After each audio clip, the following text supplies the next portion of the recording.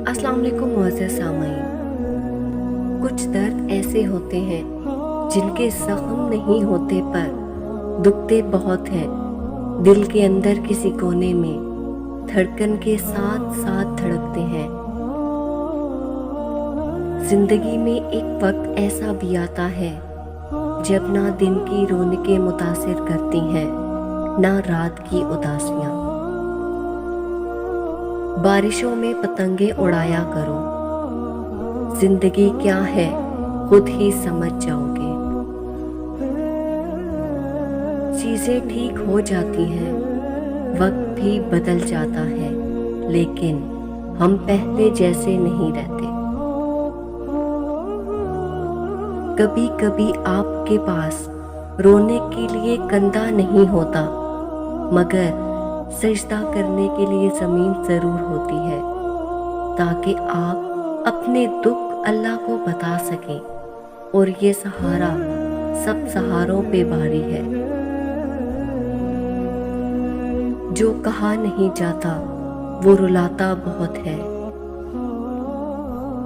लोगों का ज़र्फ इतना बड़ा नहीं होता कि वो किसी की खामी को अपने अंदर छुपा सके। हम दुनिया के इस दौर से ताल्लुक़ रखते हैं जहाँ लोगों को हमारी तकलीफ से बस इतनी सी देर की वाबस्तगी होती है जब तक इन्हें वक्त गुजारी का कोई दूसरा सामान मुयस्सर नहीं होता। कभी कभी ऐसा भी होता है कि हम पे आने वाली आजमाइश हमारे लिए होती ही नहीं। इसका मकसद ही दूसरों की असल शक्ल दिखाना होता है।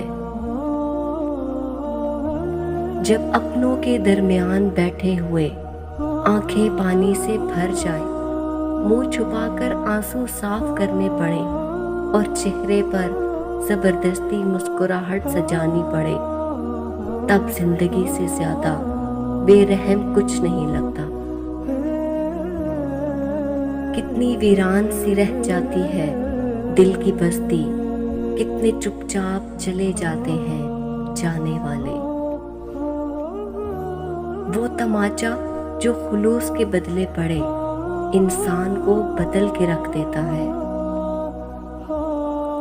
लोग दिलों में नफरतें लेकर किस कदर सादगी से मिलते हैं।